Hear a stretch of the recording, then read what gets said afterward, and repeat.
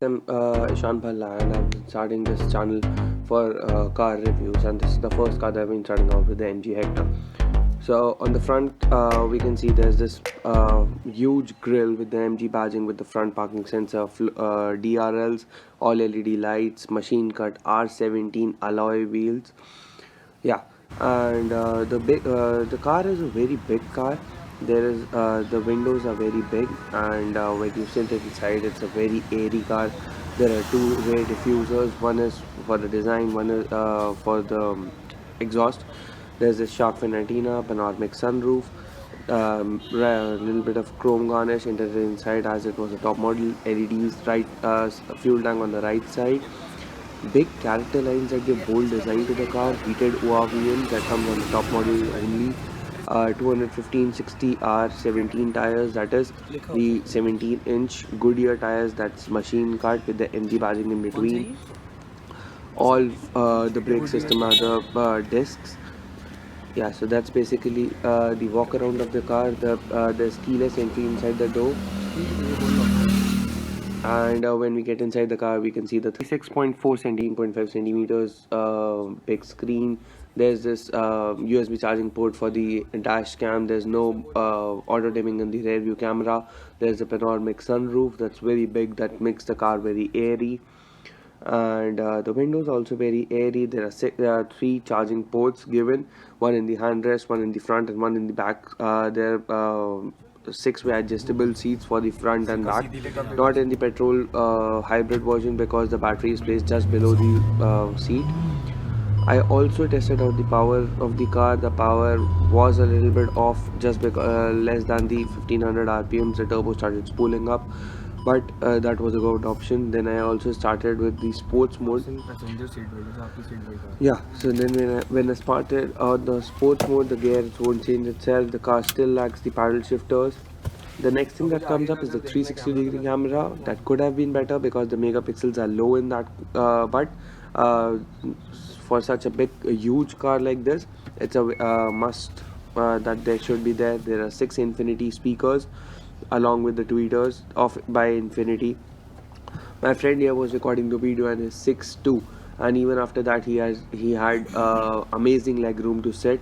The seats in the back reclined itself, and yeah, that's about it. There was flat bottom on the rear side.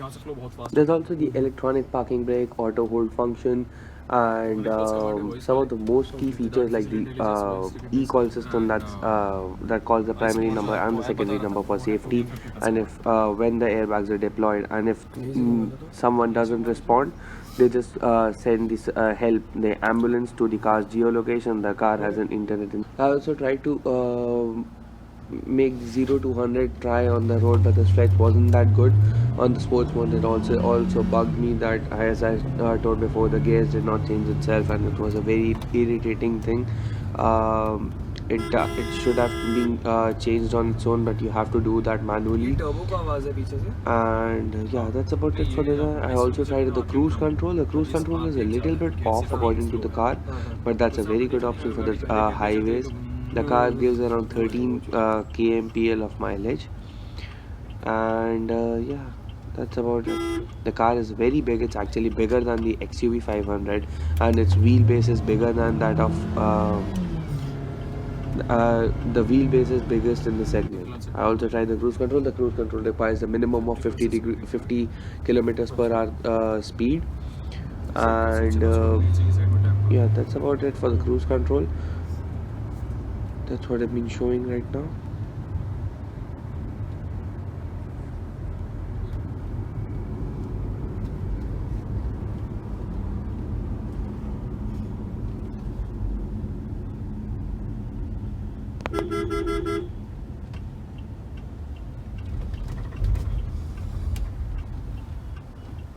While the car was on the road, it did create a big of presence, road presence. It had a great road presence.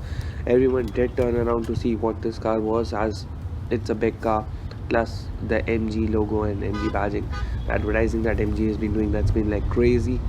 Based on the MG Hello MG feature, I also tried out that it's a little bit slow to voice recognition, but still it does solves the purpose.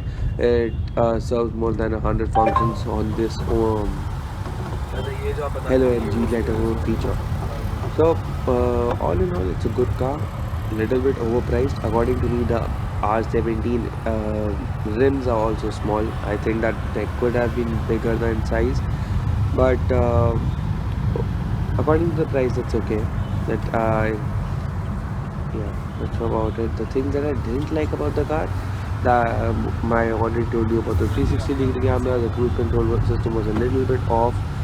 I love the airy thing, the airy feel that you get in the car.